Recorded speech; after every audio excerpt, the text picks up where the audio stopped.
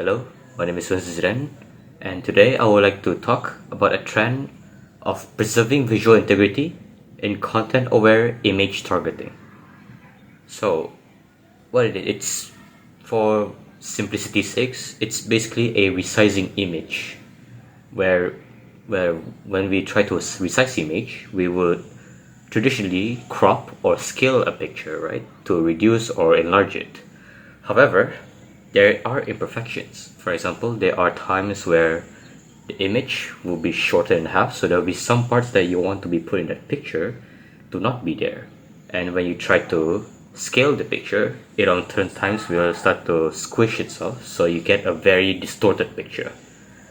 Because of that, the preserving visual integrity in content-aware images targeting, like the resizing image, the whole point of it is that we want to make sure that the object with the elements inside to be perfectly normal, not distorted, while shortening or resizing the picture to be small or even big based on what the people want.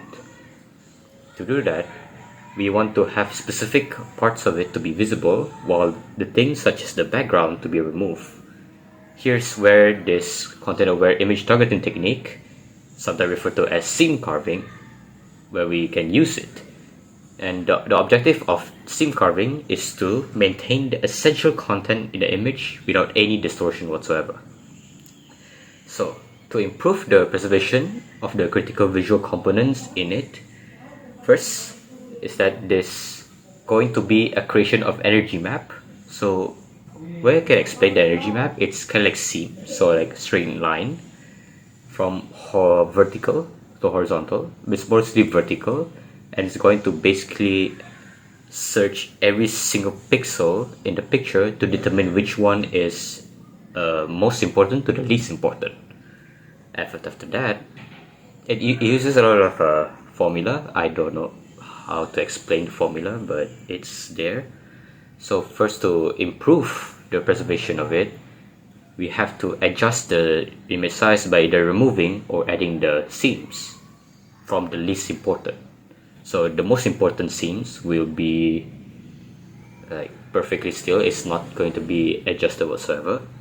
However, the least important, such as let's say a empty space area with like horizontally, if you can draw one, it will be eliminated, or it could also be duplicated if you want to enlarge the size of an image.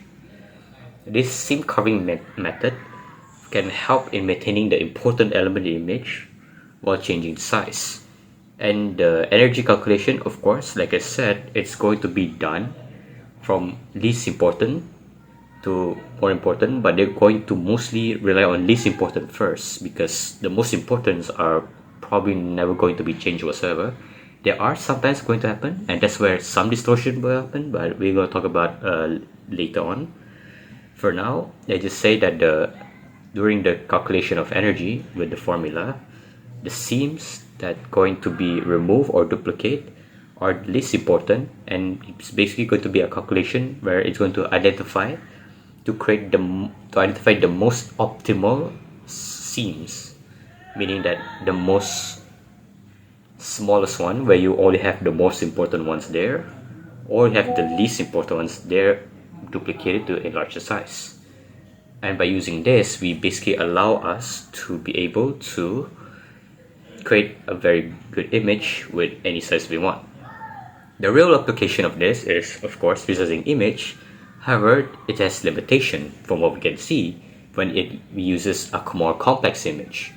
So complex image have a higher chances of being distorted because of the way it works, where from the least important seams to the more important seams. As because of that, complex images have difficult times for it to detect whether a seam is important or not, and as such, it will most of the time going to distort it. To remedy this, however, we use object masking. So to help in maintaining elements, we basically use an object masking. So imagine like just suddenly like scale everything, not scale, sketch like a specific part like a human in a picture to be completely different color. So we have put a mask on them. So basically in this entire process, the mask will stays the same shape, Therefore, that person that has been masked will not have any distortion in them or like change in shape. And with this object masking, it allows us to better improve the scene carving process by not altering the more important elements that we want. Not only that, we can also implement deep learning, which we already do, but we can implement a deep learning more, because with deep learning we can create an AI that can learn and execute this process much better as it continues on from training data and it keep on improving. Conclusion, this will help a lot in photography or like multimedia industry, as this technology can continue to evolve from, let's say, not even images, but it can even allow us to change videos as well, because as technology do, they will continue to advance as the time goes on, and this can allow even entertainment industry to benefit from this. That is all from me. Thank you.